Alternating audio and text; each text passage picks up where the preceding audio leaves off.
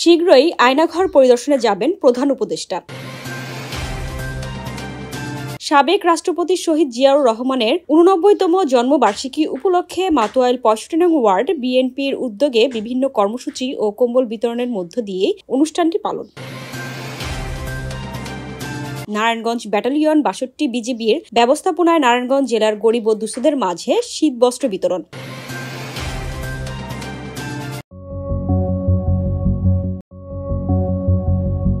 শীঘ্রই আয়নাঘর পরিদর্শন করবেন অন্তর্বর্তীকালীন সরকারের প্রধান উপদেষ্টা ডক্টর মোহাম্মদ ইউনূস। বিষয়টি নিশ্চিত করেছে প্রধান উপদেষ্টার প্রেস উইং। রোববার বিকাল ৫টায় রাষ্ট্রীয় অতিথি ভবন যমুনায় গুম সংক্রান্ত তদন্ত কমিশনারের সদস্যরা প্রধান উপদেষ্টার সঙ্গে বৈঠককালে একথা জানান তিনি।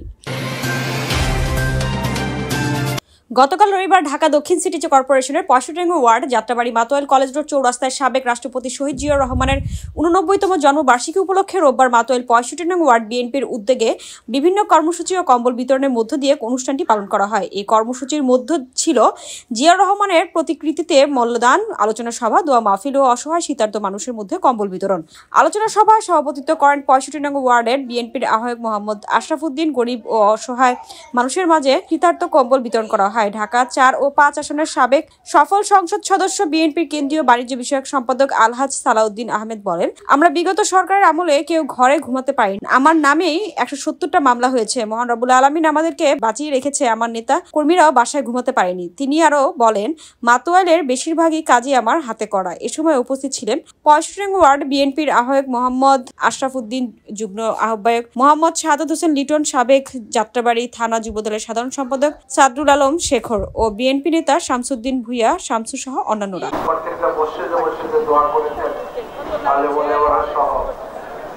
আমি আপনাদের কাছে অনেক কৃতজ্ঞ। আজকে আমাদের দেশনেত্রী বেগম খালেদা জিয়া অসুস্থ। আপনারা জানেন তাকে মিথ্যা মামলা দিয়ে ২টি বছর তারা রুদ্ধ করে রেখেছিল। তার কোনো চিকিৎসা করতে চায়নি। এর ব্রিটিশ সরকার ক্ষমতার জন্য অর্পণে আজকে দেশনেত্রী সমস্ত মামলা থেকে মুক্ত হয়ে আজকে চিকিৎসার জন্য দেশের বাইরে অবস্থান করছেন, লন্ডনে অবস্থান করছেন। আপনারা তার সুস্থতার জন্য সকলে দোয়া করবেন। স্বাধীনতার মহান ঘোষক শহীদ রাষ্ট্রপতি জিয়াউর রহমানের আজকে জন্মদিন। আর এই জন্মদিনে আমরা তার রুহের মাগফিরাত কামনা করি। স্বাধীনতার যুদ্ধে শুধু আনুষ্ঠানিক ঘোষণা দিয়েছিলেন না, তিনি সরাসরি মুক্তিযুদ্ধে অংশগ্রহণ করে এই দেশকে ৯ মাস যুদ্ধ করে স্বাধীন করেছিলেন।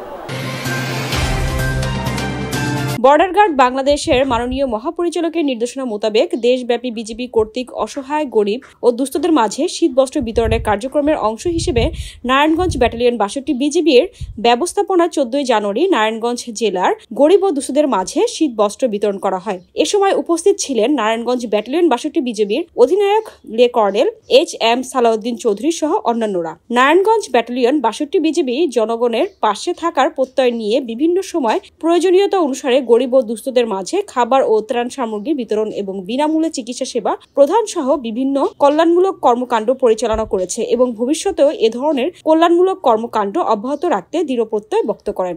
MS Swarna, DCN Bangla TV.